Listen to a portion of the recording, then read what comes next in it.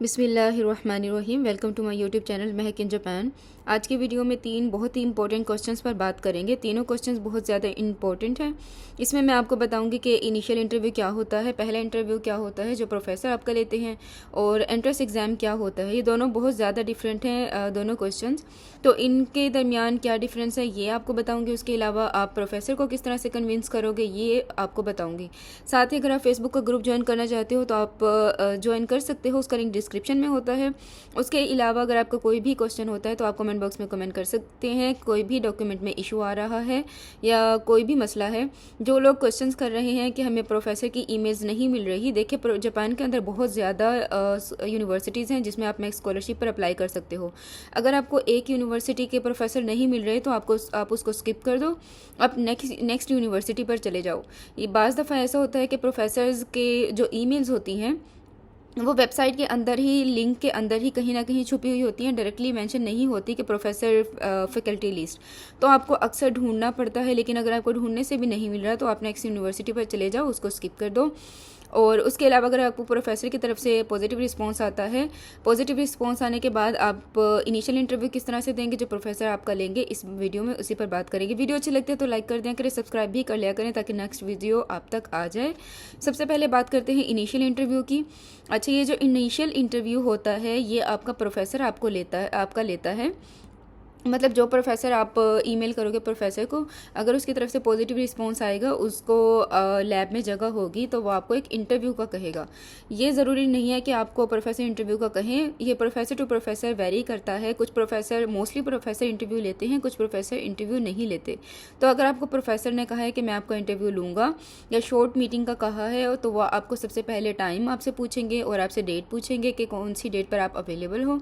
आप अपना टाइम और डेट जापान के अकॉर्डिंग बता दोगे प्रोफेसर को। उसके बाद आप एक मीटिंग स्केड्यूल कर दोगे या शेड्यूल कर दोगे। उस मीटिंग के अंदर आप क्या करोगे, प्रोफेसर आपसे कुछ क्वेश्चंस करेगा, आपको देखेगा, आपको जज करेगा और उसके बाद वो फाइनल डिसीजन लेते हैं कि आप उनकी लैब ज्वाइन कर सकते हो या नहीं कर सकते। ये तो हो गया इनिशियल इंटरव्यू। और आपका एंट्रेंस एग्ज़ाम जो होता है, अब अगर प्रोफेसर आपको अग्री हो गया इंटरव्यू के बाद अपनी लैब के अंदर रखने के लिए, फ़ाइनल डिसीजन दे दिया, तो उसके बाद आप यूनिवर्सिटी की वेबसाइट पर अप्लाई करते हो। अब ये जो एंट्रेंस एग्ज़ाम होता है ये आपका पैनल लेता है, ये यूनिवर्सिटी की तरफ से होता है।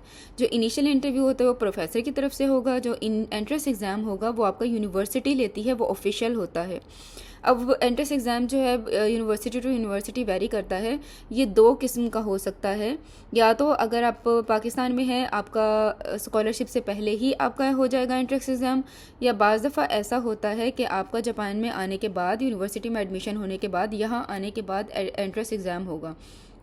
मेरे केस में जो एंट्रेंस एग्ज़ाम था ये स्कॉलरशिप से फाइनल डिसीजन से पहले हुआ था। और इसमें भी 2 टाइप होती हैं एंट्रेंस एग्ज़ाम की। बाज़ दफ़ा ये आपका सिर्फ इंटरव्यू होता है, इंटरव्यू को ही वो एंट्रेंस एग्ज़ाम कह देते हैं यूनिवर्सिटी के पैनल की तरफ से।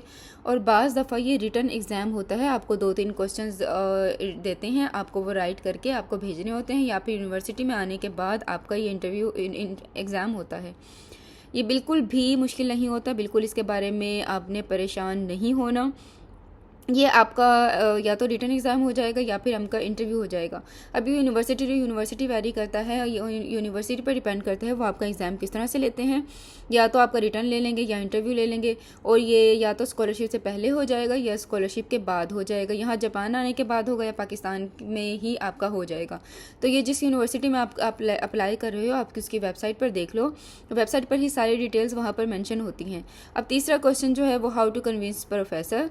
अब इंटरव्यू के अंदर प्रोफेसर को किस तरह से आप कन्विंस करोगे, किस तरह से आप एक अच्छा इंटरव्यू दोगे कि प्रोफेसर अग्री हो जाए अपनी लैब में रखने के लिए। अब सबसे पहले जब आप मीटिंग शेड्यूल होगी, प्रोफेसर के आप मीटिंग करोगे, उस मीटिंग में आपने बिल्कुल ब्लैंक नहीं जाना। आप क्या करोगे, जिस प्रोफेसर की तरफ से पॉजिटिव रिस्पांस आया है आप उसकी जो है वो थोड़ी सी वेबसाइट देख लो, उसकी पब्लिकेशन देख लो, उसका रिसर्च इंटरेस्ट देख लो, रिसर्च थीम देख लो, आपको पता हो, आपको आइडिया हो कि इस प्रोफेसर का ज़्यादा काम किस चीज़ पर है और ये प्रोफेसर किस चीज़ पर इंटरेस्टेड है। और आप जब वो देख लोगे तो आपको थोड़ा सा आइडिया होगा प्रोफेसर से मीटिंग करते हुए, और आपने बिल्कुल अपनी फील्ड के अकॉर्डिंग प्रोफेसर को अप्रोच करना है। और आप उनकी जब रिसर्च देख लो कि आपको आइडिया होगा। अब मैं सजेस्ट करूँगी कि आप थोड़ी छोटी सी पीपीटी स्लाइड बना लो।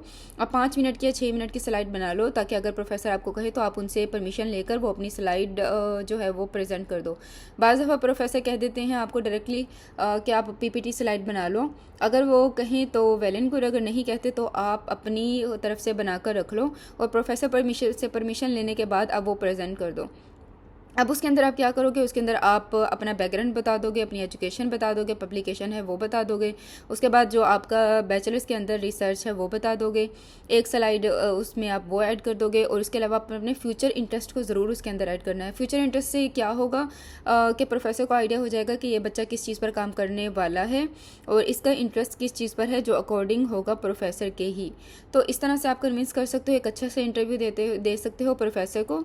और आपकी प्रोफेसर आपसे 2-3 तरह के क्वेश्चन कर सकते हैं कि आपकी बैकग्राउंड क्या था और आपका इंटरेस्ट किस चीज़ में है। आप जापान, सबसे ज़्यादा वो पूछेंगे जापान क्यों आना चाहते हो, बाकी कंट्रीज़ को छोड़कर यही इसी यूनिवर्सिटी में क्यों अप्लाई कर रहे हो। जैसे मुझसे पूछा था कि बहुत सारे प्रोफेसर्स हैं, जैसे इसी यूनिवर्सिटी में, मेरी यूनिवर्सिटी में बहुत सारे प्रोफेसर्स थे जो साइंस के अंदर ही काम कर रहे हैं, कि मैंने स्पेसिफिक प्रोफेसर को ही अप्रोच क्यों किया। तो वो आपसे पूछ सकते हैं प्रोफेसर कि आपने मुझे ही क्यों चूज़ किया, आप बाकी प्रोफेसर को अप्रोच क्यों नहीं कर रहे। तो ये कुछ क्वेश्चन है जिसको आप पहले से राइट डाउन कर लो इनके आंसर, ताकि आपको इजी हो जाए जब प्रोफेसर आपसे पूछे। तो ये 3 इंपॉर्टेंट क्वेश्चंस थे जो मुझे लगा आपको जानना ज़रूरी है। आपने कुछ कमेंट्स भी किए हुए थे इसके अकॉर्डिंग। और इसके अलावा जो स्टूडेंट पूछ रहे हैं एमबीए का, कि एमबीए के बारे में बता दें, एक अलग से वीडियो बना दें कि एमबीए के अंदर आप किस तरह से अप्लाई कर सकते हो। मैं कोशिश करूँगी कि एमबीए पर भी मैं वीडियो बना दूँ जो लोग उस फील्ड में अप्लाई करना चाहते हैं। फिर भी कोई क्वेश्चन होता है तो वीडियो के कमेंट बॉक्स में कमेंट कर दें, मैं उसका जवाब दे दूँगी। वीडियो अच्छी लगे तो लाइक ज़रूर कर दिया करें, सब्सक्राइब भी कर लें। अपना ख्याल रखिएगा। अल्लाह हाफिज़।